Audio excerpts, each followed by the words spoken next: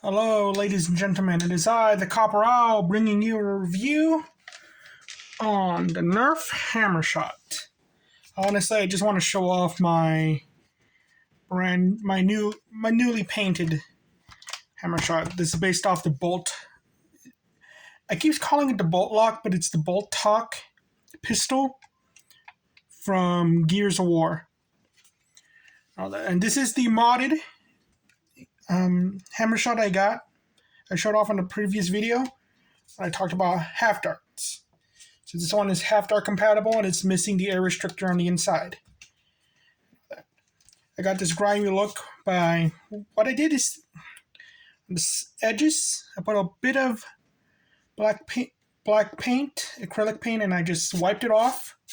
I let it smear, like with using a wet wipe. I kind of like the look. Kind of gives it this like Halloween store kind of look to it, which I don't mind. I wish I kind of went with a little bit of a darker red, or at least got in a brown to dry brush on it. And I did dry brush some silver and black onto the barrel because this is supposed to be like a little bit darker in color. The barrel to the thing. I put some silver on here to look like weathering and all that. You could use white or silver. I use silver. So all that. Anyhow, so, and this is actually my original Hammershot and all that. So the I remember I had completely forgotten the reason why I got the Hammershot is because I was so much in love with the Boltok pistol from Gears of War. And it always occurred to me I was going to paint one to look like the pistol, but I never did. I just completely forgot Gears of War existed. Something, I think it was after the 4th game. Also, here's my PD special, the gun from Blade Runner. The handle's not right because brown paint is horrible. Doesn't want to work right. And all that. Some of the paint is chipping on this. I haven't noticed that till now. But yeah, just and this one was a paint, but it was one of my first paint jobs. It's not modified either. I should take the darts out of this. Why did I leave the darts in there? Considered modifying it, but something weird's been going on. I do need to get a chronometer to test out the speed of this thing. I've just been sticking the meter on there to try to get an idea how fast it goes. So the FPS is somewhere between, with this one, the modified one, it will shoot half darts at 95 to 100 feet per second. The regular darts, it seems to be in 40, like it lost performance. While the other one is like in the 50s. So I say it's still good if you're going to go with the half darts. So good. Price-wise, in stores, these things, what do they cost? Like $15? All that for this blaster? And I got all of these. I got the original one for $15. All the rest I got thrifting for like a few bucks. And honestly, if it's like around $5, this thing's really good. Good $5 blaster. I got in some of these for like $2. Accessories, it didn't come with any accessories. This is what you get, and all that. So, no accessories. Sling attachment point, it has a sling attachment point, and you could put one right there theoretically. I don't know why. The one I actually use, I do put a sling through here. I should mention I do have Sweet Revenge. I got 2 of these. I think this one's a bit better. I actually like the ergonomics of the Sweet Revenge more than the regular one, but I would never paint one because these are so rare. And they do come with a holster. Well, you could buy. I think you could buy the Sweet Revenge with a holster, but not the Hammershot. Those you got to get like a proprietary one. So I'll still say nah. If you got to buy another thing for that, I'll still say no. But sling, it's a good. It reminds me of Tuchel's pistol from The Good, the Bad, and the Ugly, He just puts a leather strap through the bottom of his, carries it like that, and just slings it in his pants belt loop or whatever it's called. Comfort. It feels pretty great.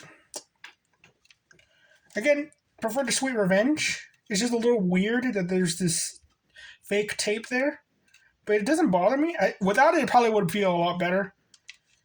It's just I can't fit my knuckle through this little gap right here, but I don't ever really feel it. Usually it's just the bit of the finger. The pullback is a bit tough, and sometimes I do accidentally pull the trigger. I say that, but again with the Sweet Revenge, it's better, more comfortable. So I'm going to say comfort-wise, it's okay. Again, the Sweet Revenge, I feel like it's just a better blaster. Ergonomically. Looks, I got 3 of these things. One of them's Deckard's gun from Blade Runner. One of them is from Gears of War. The other one's just the regular one. This thing looks great. And all that. Profile. So, well, going back to the looks, it's just like, it looks decent anyway. It looks really cool sci-fi gun. It doesn't look like it's made out of scrap. It looks like something you would see in a sci-fi. Like, it doesn't feel that all scrappy. But profile, closest thing, I try to make this look like an actual firearm. I say the only reason why I kept these orange is because I thought it was going to look firearmy, very much like a firearm, and it kind of does. I don't think it looks too firearm, but its functionality is what makes me think like, yeah, a person, some old lady sees you running around with this thing, they're going to think you're a shooter or something.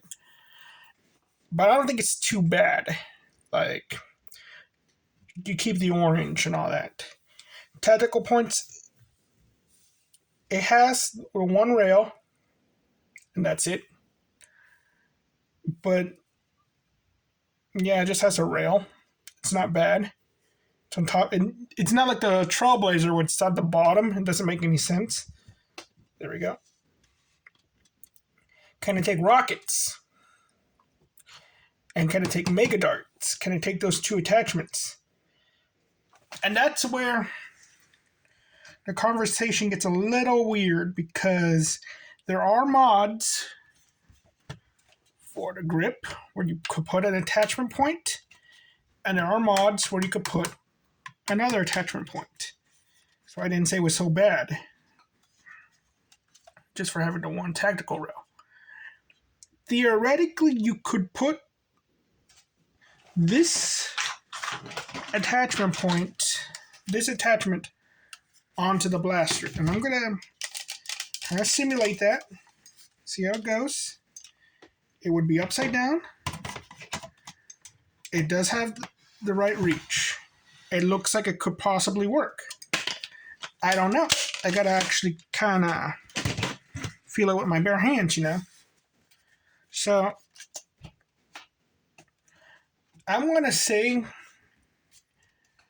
well, rockets and mega. And also with the rockets, yes, you could attach it, but I don't think it'll be ergonomic. So, I'm going to say okay with both. And all that. Internals, pretty good.